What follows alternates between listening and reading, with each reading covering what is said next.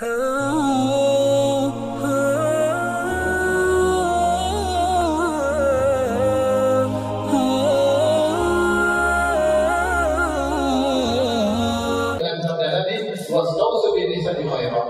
hendaknya kalian berbuat baik kepada wanita. Bahkan sebagai ulama menafsirkan istausu bin nisa'i ghairah dengan perkataan mereka yusi ba'dukum ba'dan khairan bil khairin bin nisa. Yaitu hendaknya sebagian kalian saling mewasiatkan wahai para suami untuk berbuat baik kepada istri. Seakan-akan berbuat baik kepada istri adalah perkara yang tak melupakan. Makanya perlu saling mengingatkan antara suami yang satu dengan suami yang lain, bagaimana istrimu, bagaimana kondisinya, diingatkan untuk berbuat baik kepada istri. Dan kenyataannya demikian, banyak lelaki yang lupa untuk berbuat baik kepada wanita. Kalau bersama orang lain, masya Allah, berwajah manis, bertutur kata yang penuh dengan kelembutan, berbicara memilih kata-kata agar tidak menyakiti hati kawannya, hati sahabatnya.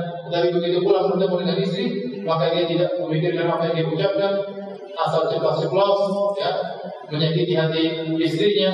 Dia tahu istrinya lemah, maka dia bikin nangis istrinya. Jadi perkara yang sangat menyedihkan.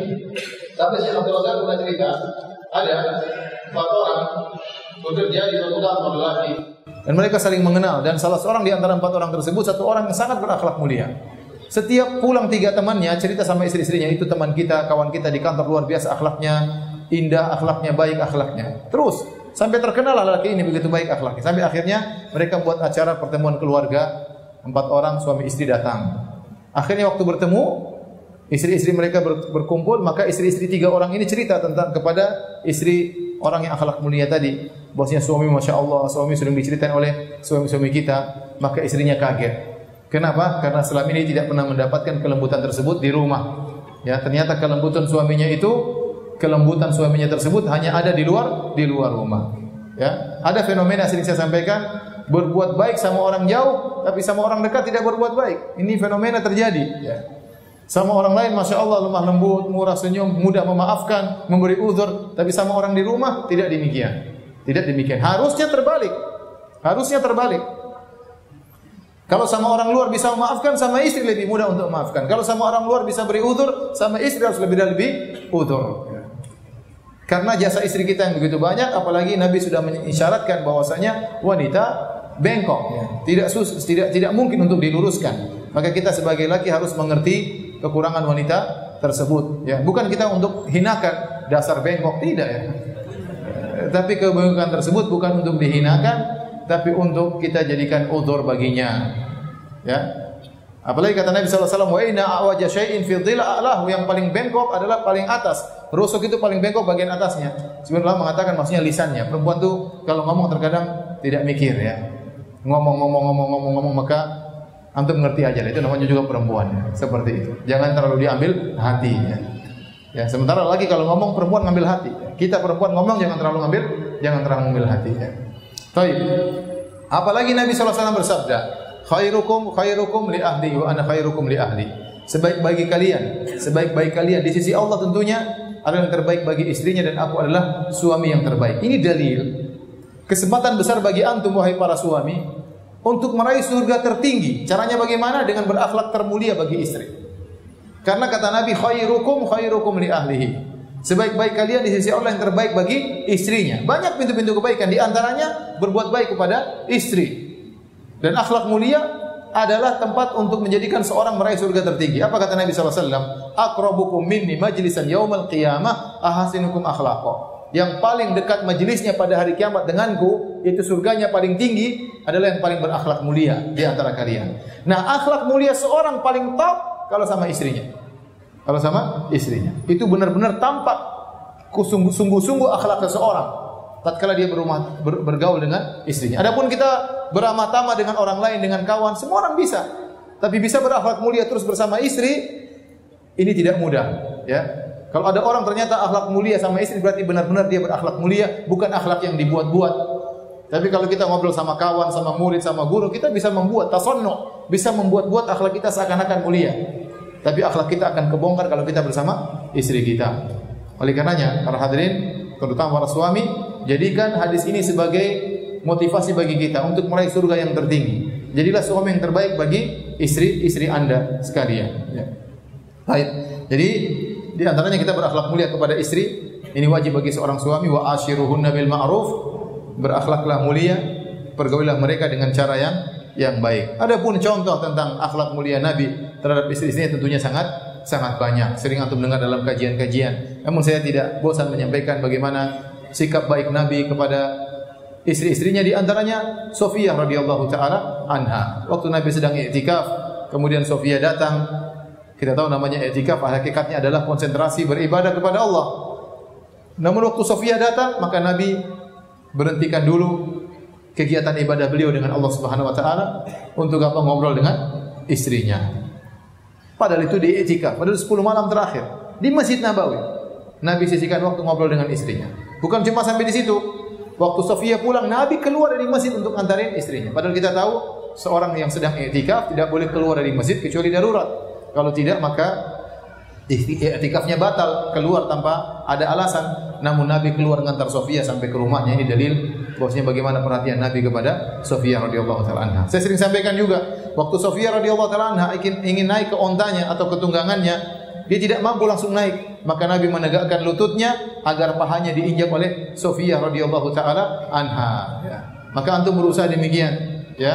Kalau ada istri mau ngambil barang di atas lemari, antum tegakkan lutut antum, ya.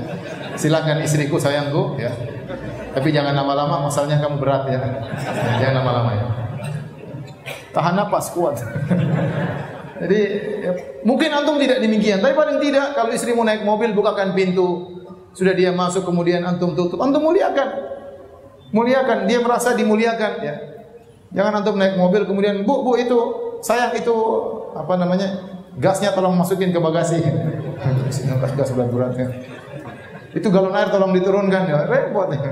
Istri suruh turunin, ya. Harusnya istri masuk, dipersilahkan dalam mobil, antum tutup, dia merasa dimuliakan oleh suaminya. Kemudian kalau antum jalan-jalan kemana, ke mall, ke jalan, gandeng istri antum. Jangan dibiarkan jalan sendiri, ya. Itu gendong, bukan gendong, ya, gandeng. Jangan salah dengar, ya. Kalau gendong berat. Gandeng istri antum, bawa di mall, ya, atau bawa di jalan kemana, gandeng istri antum. Lihat Aisyah radhiyallahu taala anha. Rasulullah SAW waktu manggil Aisyah untuk nonton orang-orang Habasyah bermain-main di Masjid Nabawi.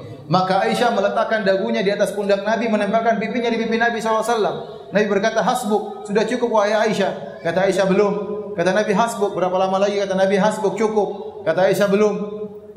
Aisyah mengatakan, saya tidak minat nonton orang-orang Habasyah bermain-main, tapi agar orang-orang tahu bagaimana kedudukanku di sisi Nabi. Aisyah lagi pamer, dia lagi berdampingan dengan siapa? Rasulullah SAW. Istri juga ingin begitu, ingin tunjukkan kepada kawan-kawannya bahwasanya suaminya sayang kepada dia. Ingin kita megang tangannya, ya bukan cium-ciuman, enggak lah. Macam pegang aja, wajar menunjukkan kita perhatian terhadap istri kita. Pengin dipanggil sayang di hadapan kawan-kawannya. Sayang gimana kabarnya? Sayang gimana? Pulang enggak gitu. Jangan om. Mbok. Panggilan yang sayang, dia bangga di hadapan temannya, kita panggil dia dengan panggilan apa? Sayang, ya. Sampai sebagian wanita ya nekat berdusta. Bilang, "Oh, suami saya belikan saya emas," padahal enggak dibelikan. Dia untuk tunjukkan kepada kawan-kawannya bahwa suaminya sayang, padahal dia setengah mati cari duit. Mungkin dia ambil duit uang suaminya untuk beli emas sendiri. Tapi intinya sebagian wanita sampai bohong untuk menunjukkan pada teman-temannya bahwasanya suaminya sayang kepada dia.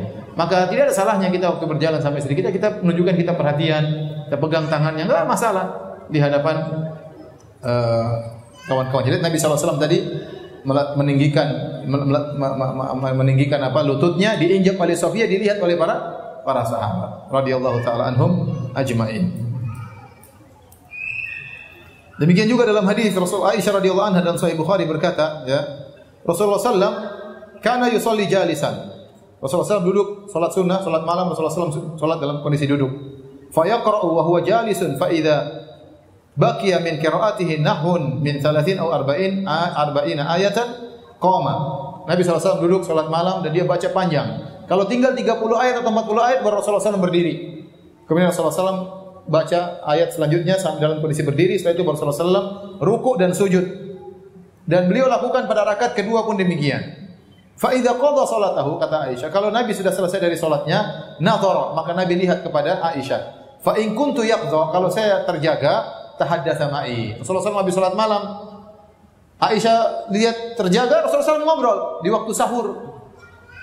Kan padahal itu waktu untuk apa? Banyak baca doa, istighfar. Tapi Rasulullah SAW sempatkan waktu untuk ngobrol sama istrinya. Ya. Wa in kuntu naimatan ittaja, kalau ternyata aku tidur maka Rasulullah SAW berbaring. Jadi menurut saya bagaimana Rasulullah SAW ya salat malam pun setelah salat malam lihat kondisi istrinya. Kalau ternyata Aisyah sudah terjaga, dia ngobrol dengan Aisyah radhiyallahu taala anha. Dan hadis-hadis seperti ini tentunya sangat banyak sekali.